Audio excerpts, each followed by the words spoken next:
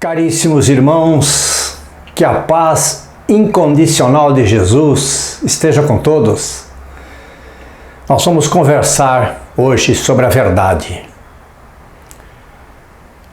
Compete à verdade, é uma palavra forte, compete à verdade nos trazer a realidade quando estamos fora dela, quando nós estamos vivendo ilusões. E Jesus proclamava que a verdade faria livre o homem. Provavelmente vocês já escutaram, não é? Em algum momento, de que só a verdade nos libertará. E acredito que possam também ter se perguntado: que verdade é essa? Desde então, desde a proclamação desta frase, que está no Evangelho, também segundo o Espiritismo, todas as religiões, de uma forma geral, têm buscado esta verdade. Têm buscado esta verdade como? A maioria dos homens desconhecem os fundamentos da espiritualidade. E desconhecendo os fundamentos da espiritualidade, distorcem a verdade para o seu próprio benefício. Quando o homem distorce a verdade em benefício próprio, já não é mais uma verdade. É uma ilusão desta verdade, que ele imagina ou acredita até que está colocando. E assim, não só uma religião, várias proclamam verdades em benefício próprio, fazendo desta verdade uma rota de comércio. Colocam a verdade como se fosse a verdade que eles tinham inventado, não é? E isto não funciona assim. Não é isto que Jesus quis nos dizer. Nós temos hoje o benefício de saber um pouco o que é o espírito.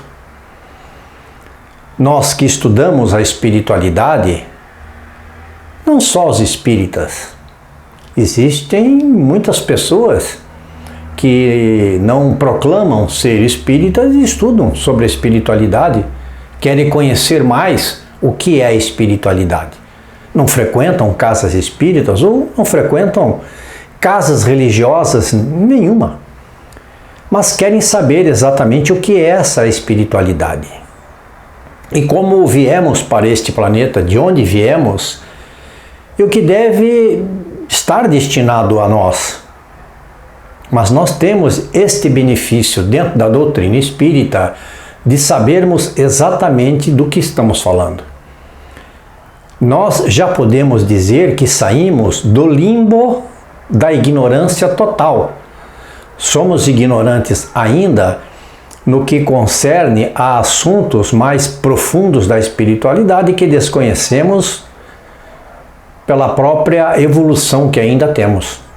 Mas nós estamos tendo o privilégio de viver uma época de reconsideração de valores. Nós estamos vivendo um momento em que podemos escolher, em que podemos determinar exatamente o que queremos, através da espiritualidade, uma chance de escolher qual será o nosso destino aqui e depois de sairmos daqui, para que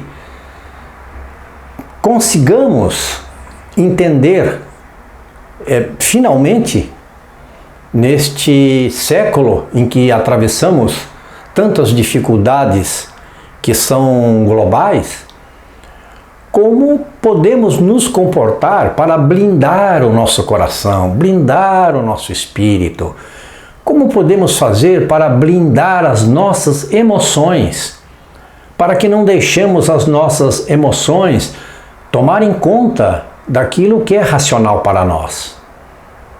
Mas através do estudo da doutrina, da espiritualidade, entendendo os porquês da espiritualidade, como os espíritos nos tratam, e como eles também se comportam em relação a nós, nós podemos dominar um pouco mais aquilo que não sabemos a respeito ainda de nós mesmos. Mas acreditar no que nós estamos aqui conversando e perseverar são pensamentos que seguem juntos.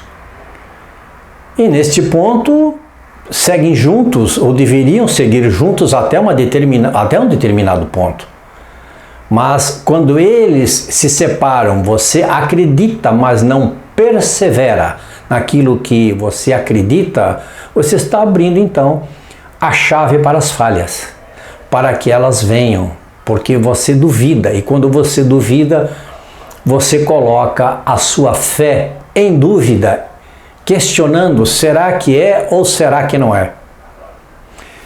Nós entendemos através desta menção de Jesus a respeito de nos libertarmos através da verdade, que ela, a verdade, é uma sublime fulguração divina que acolhe os espíritos que atingem a perfeição. Isso quer dizer exatamente o quê?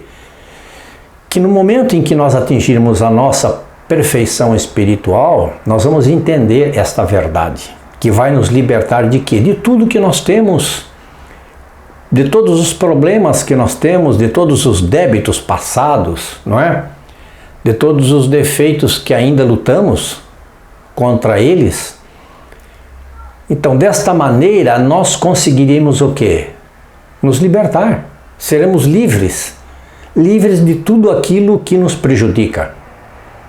Então, esses espíritos que atingirão a perfeição, ou que já atingiram, não é?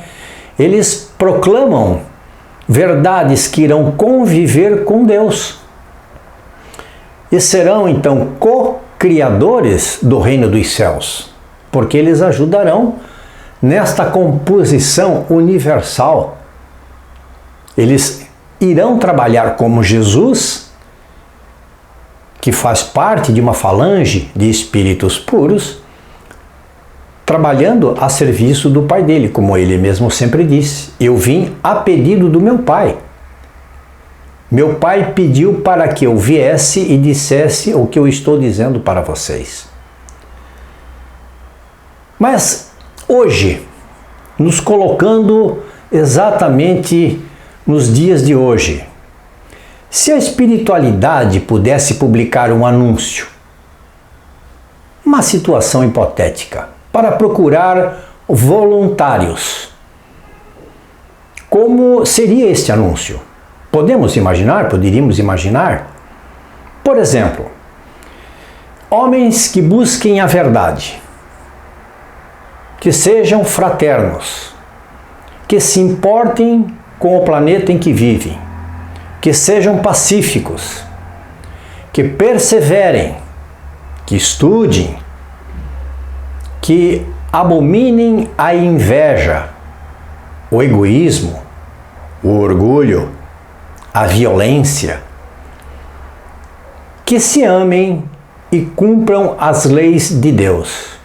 Teríamos candidatos com todas, elencando o que nós dissemos aqui, nós teríamos candidatos?